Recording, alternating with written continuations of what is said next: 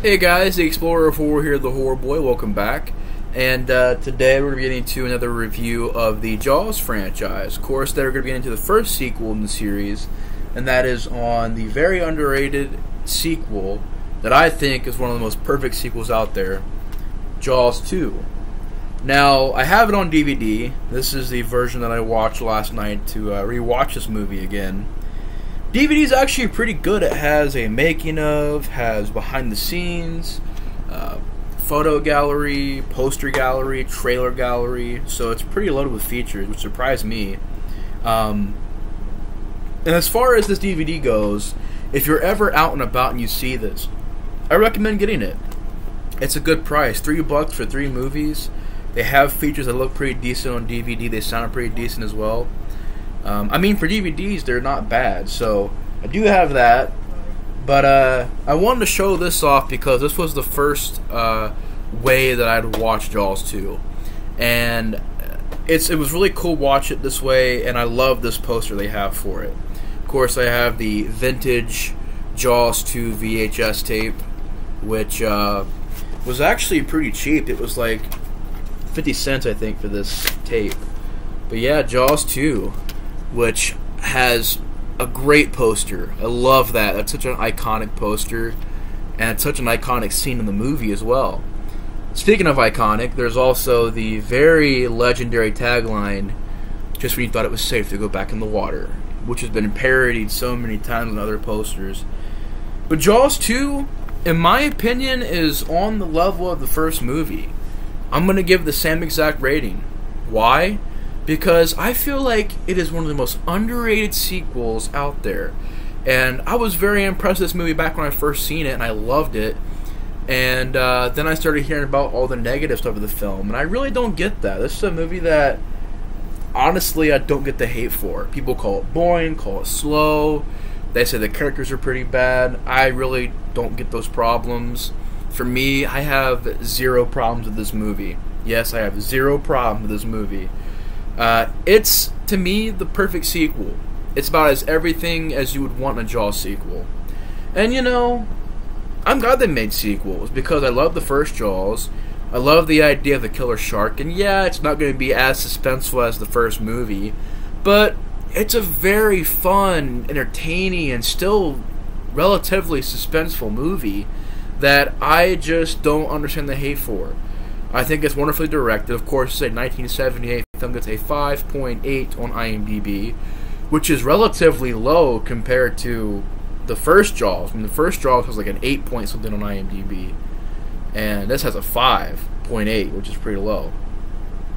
This is directed by Jeanette Schwartz, and he's an awesome director. I seen the behind the scenes stuff, and he seemed like he really had a lot of passion for this movie, and they tried to incorporate a lot of creative ideas to this movie. I believe he also had a hand in the script, because the script was originally pretty bland from what he said, so he did go back and fix the characters and stuff. And Jaws 2, much more of a slasher movie, much more of a body count in this movie, whereas in the first movie, the Jaws shark, it didn't really seem like it was a slasher. Here it's a much more slasher vibe, which doesn't bother me at all, because A, I love slashers, B, I thought it fit the Jaws franchise like a glove, and C, it was just done extremely well in this movie.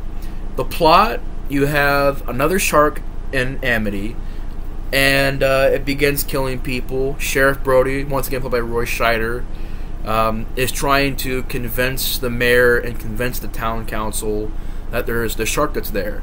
And of course, they don't believe him. Nobody believes him. And Sheriff Brody's son ends up, I believe both of his sons, end up going out to this lighthouse area to hang out with the rest of their friends. And while they're out there, the shark attacks them and leaves them pretty much stranded out by this island. And Brody has to get to them and save them before the shark kills them. And it's a story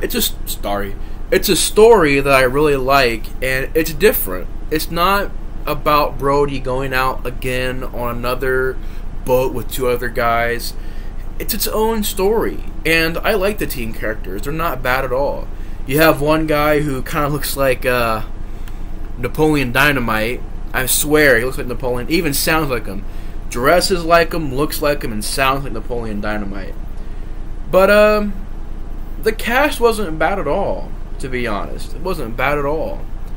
I honestly thought, the cast was not that bad. Not that bad at all. As far as the teen characters go, they weren't annoying, they weren't unlikable. They were just having a fun time. I liked the adventure aspect of them sailing out to this lighthouse. And this is on the first movie's level because it's a sequel that doesn't try to copy, doesn't try to replicate. Rather, it just tries to follow the first movie up. And it does it extremely well. I mean, think about what happens in this movie compared to the first movie. Again, the first movie is obviously I would say my favorite out of the two, but they're on the same level. They're both up there for me. Like, I'm not going to sit here and say, oh yeah, Jaws 1 is way up here and Jaws 2 is all the way... No, they're both up there. But in this movie, the shark does so much. It's a badass shark, and I really like that approach. I like the idea of it being more of a slasher tone. And it really matched. It matched the series. It wasn't too far-fetched. It was done right. And it was filmed very well. And in the first movie, I mean, you have boats being knocked over, and the ending where the shark goes onto the boat and eats the character. I forgot his name, but I don't know how I forgot his name. But the captain eats him, and I really that, and he kills a couple other people. But in this movie, the shark is just doing all kinds of damage, taking down helicopters. Just a point where he's eating people. There's explosions. The shark even has kind of half its face kind of singed and burnt. I love that idea. It gives it a cool look, distinctive look. I really don't have any problems with this, except for a couple nitpicks. Like, okay, is this shark is it the baby to the first shark? Was the first shark its mom? Is this the husband to the wife in the first movie shark? Is this just another... They make it sound like it's just, oh, there was not just one, there was two great whites in Amity. Well, I'm like, where'd this one come from? The first movie, shark got blown to pieces, so it's like, that's kind of a nitpick. I'm like, alright, where did this shark come from? It came out of nowhere. Another nitpick, but not really a big one, is they didn't get back the same guy from the first movie. Robert Shaw's character. They didn't get him back, which is really a shame. I kind of wish that he would come back to this cast. He'd really be a good addition to it. But the cast here is still great. You got Roy Scheider still giving an amazing performance in this movie. I would say it's on the first movie's level of performance. It's just really well done. Him and Lorraine Gary still had that chemistry, still had that great dialogue. Speaking of dialogue, the script and lines of the movie are very memorable and well done. The characters are all very likable.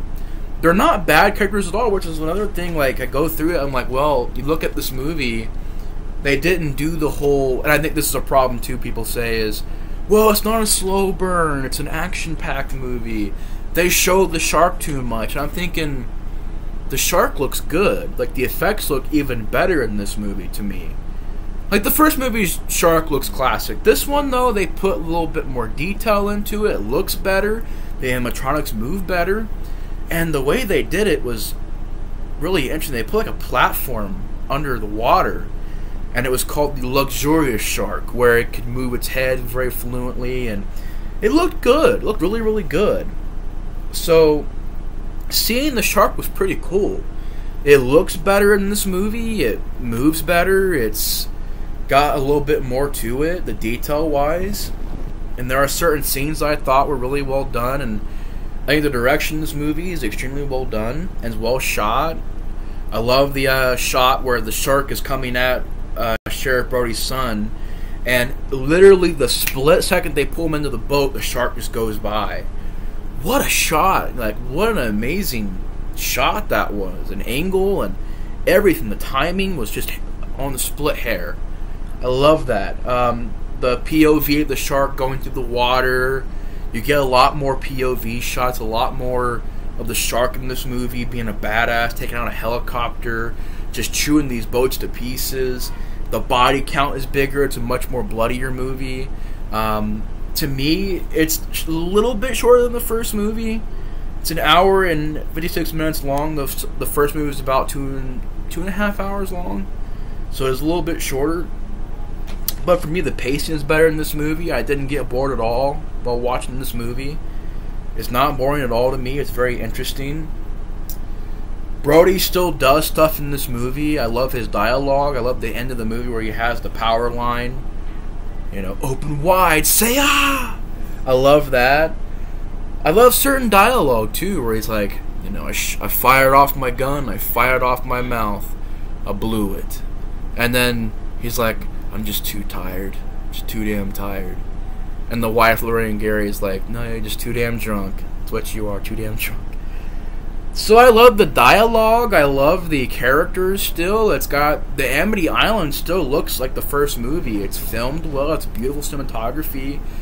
The score, dare I say, is better in this movie than it is in the first movie. The first movie score is classic, but it's a lot more of a basic score. Here, they add a lot more to it, more beautiful elements. The opening of the movie I thought was wonderful. Lots of shots of the fish and underwater. Looked beautiful. Like I said, the score is beautiful as well, but also very menacing, and a lot more new music in this movie as well. But the list goes on. I mean, the effects look top-notch. They look even better than the first movie. The pacing is better than the first movie for me. This has a lot going on, which to me is the right way you do it, because look at Jaws the Revenge. Jaws the Revenge was trying to be the quote-unquote true sequel, where it's a slow burn and you don't see the shark in the movie, and they're trying to wait to the end of the movie to show you the shark, and it's like, well, it doesn't really work in that movie. But yeah, this movie is great. Roy Scheider is great. The direction is wonderful. The cinematography is very much on point. The score is better. The effects are better. The pacing is better. The POV shots and camera angles I thought were really well done. I love this poster and tagline. I honestly don't understand people hate Jaws 2. To me, this is on the first movie's level. It's the perfect sequel. I love Jaws 2 so much. But Jaws 2, I'm going to give it probably a 9, 9.5 out of 10 for me. It's a perfect sequel. Maybe 2 nitpicks, which is like I said before, but nothing, no major problems. It's just really well done. It's its own unique story. I like how it's done. It's well made, and it had a lot of passion behind it. And Jaws 2 is great. To me, it's a masterpiece of a sequel. One of the best sequels of all time, Jaws 2. But anyways, thanks for watching my review on Jaws 2. It's a 9 or 9.5 out of 10 for me. How would you guys rate it? Let me know below. Do you like it? Do you not? Definitely let me know in the comments below. But anyways, guys, thanks for watching the review. I appreciate all the support. And I'll see you guys later. The Explorer of Horror is out. Next time I see you guys, we're going to be going into 3D land with Jaws 3D. I'll see you guys then. Peace.